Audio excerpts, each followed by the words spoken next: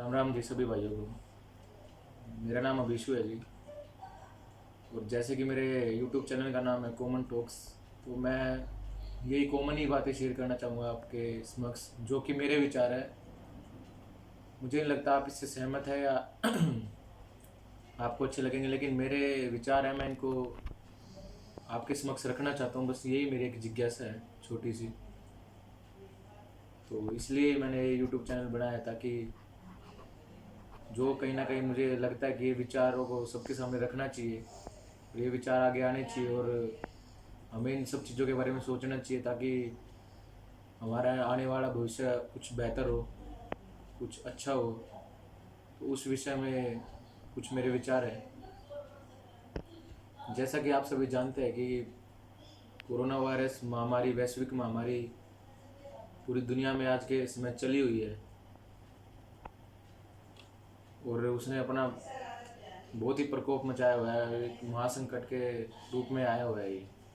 लेकिन क्या हम ये समझ पा रहे हैं कि ये महामारी क्यों आ गई है, और किस वजह से आई है, क्या हमारी गलतियां रह गई है? तो सबसे पहली चीज़, चलो भगवान की दया से ये महामारी चली जाएगी। हमारे परिश्रम, हमारी मेहनत, हमें सोशल डिस्टेंसिंग रखनी चाहिए। भगवान की दया से या हमारी सरकारों की मदद से, उनके हेल्प के द्वारा ये, चलो ये महामारी चली जाएगी, मान लो ख़त्म हो जाएगा संकट। उसके बाद क्या क्या हम ऐसे ही अपना जीवन व्यतीत करेंगे जैसे अभी कर रहे हैं, कि हमें उसमें कुछ बदलाव लाना चाहिए?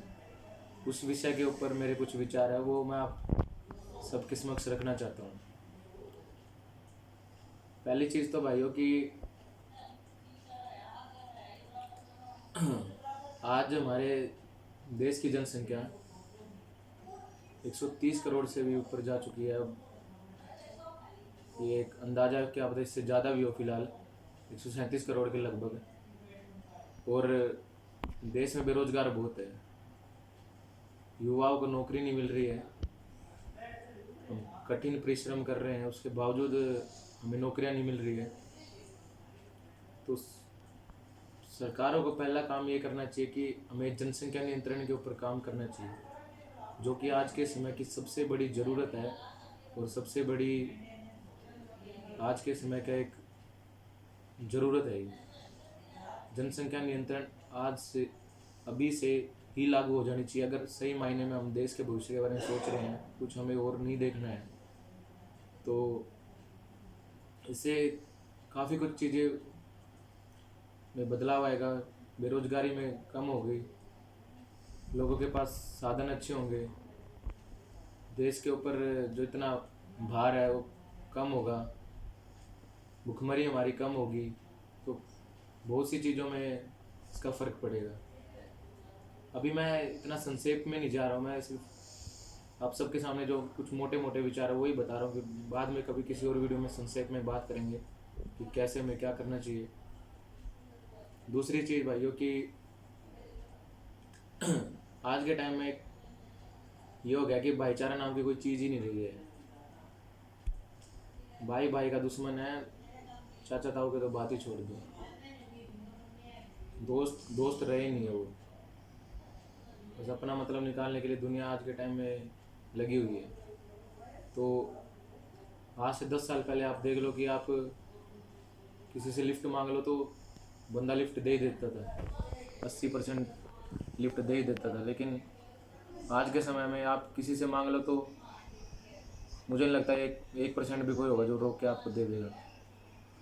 तो ये हमारी ही कमी है, हमने एक दूसरे के ऊपर अपना इतना विश्वास खो दिया है कि आज के समय में उस बंदे की भी गलती नहीं है कि वो लिफ्ट नहीं दे रहा है, चाहे हम मजबूरी में ही क्यों ना हो। तो भाईचारा हमें बढ़ाना पड़ेगा, वो जो चीज़ें हमने खो दी हैं उनको वापस लेके आना पड़ेगा। ज़रूर ये नहीं है कि 100 में से 10% ही लोग हैं जिनकी वजह से सब खराब हो रहा है। हमें सुधरना होगा, हमें अपने समाज के प्रति हमारे जो दायित्व है कम से कम उनको तो निभाना पड़ेगा। तीसरी चीज़ भाइयों की, जो मुझे लगता है मेरे हिसाब से आज के समय की तो जेनवनली जो सबसे बड़ी प्रॉब्लम है वो है कि वेस्टेज, रिसोर्सेज का वेस्टेज। सबसे बड़ी जो आज के समय की प्रॉब्लम है रिसोर्सेज का वेस्टेज।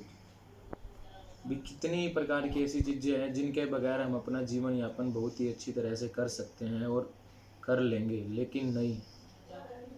अब एक छोटा सा मैं एग्जांपल देता हूँ कि नैपकिन हो गए, ये डाइपर हो गए,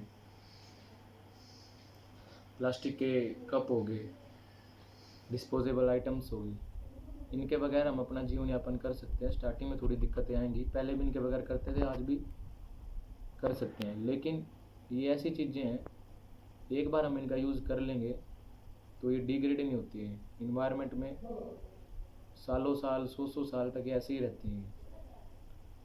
इनकी वजह से पर्यावरण प्रदूषित हो रहा है हमारा, कोई इनका बेनिफिट नहीं है। जो बनाने वाले हैं जो अपना धंधा खोल के बैठ गए हैं, प्रकृति के लिए उन्होंने कुछ नहीं देखना। कीटाणु, ये वायरसेस, ये इसी की उत्पत्ति है ये, कि हम प्रकृति के साथ खिलवाड़ कर रहे हैं। प्रकृति के साथ हमने खिलवाड़ किया है, तो उसी का एक कारण है ये। अब आप ही देखो, इन चीज़ों के बगैर हम क्यों नहीं रह सकते, बिल्कुल रह सकते हैं। और आप सर्वे करना, एनालाइज करना, करेक्ट डाटा तो अभी नहीं है, पर एक दिन में 14 टन प्लास्टिक वेस्ट तो शायद इंडिया ही जनरेट कर रहा है, और पूरे ऑल ओवर वर्ल्ड में तो पता नहीं कितना। और वो डिग्रेड नहीं है, वो गल नहीं सकता। जैसे कि सब्जियों के छिलके हो गए और चीज़ हो गई, वो डिग्रेड है, बायोडिग्रेडेबल है, वो नहीं है, सालों साल ऐसे ही पड़ा रहेगा। सबसे बड़ी प्रॉब्लम आज के समय की यही है। तो मेरी आपसे विनम्र विनती है इस चीज़ के मामले में कि कम से कम जीरो करना पड़ेगा ये, तभी जाके हमारा आने वाला कल सुधरेगा, नहीं तो कुछ नहीं हो सकता। मैं बात करके मैं चला गया यहाँ से,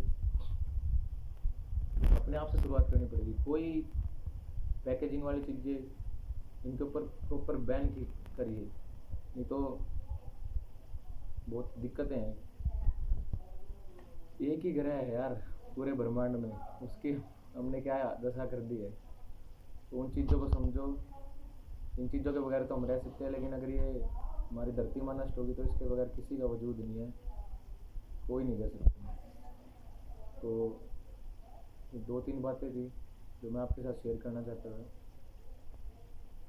अगर अच्छा लगे तो अपना फीडबैक दीजिएगा, वरना ये बस ये मेरे विचार है। कोई मैं ये बोल के सबके मन में है ये विचार, ये कोई नई बात नहीं है ये कि कहीं से मैं नई बात उठा के लाया और आप सबके आगे बता रहा हूँ, ऐसा कुछ नहीं है। बस मेरे कहने का मतलब ये है कि करना है तो आज ही से करना है, अभी से करना है, कहीं इतनी देर ना हो जाए कि बस हो जाए।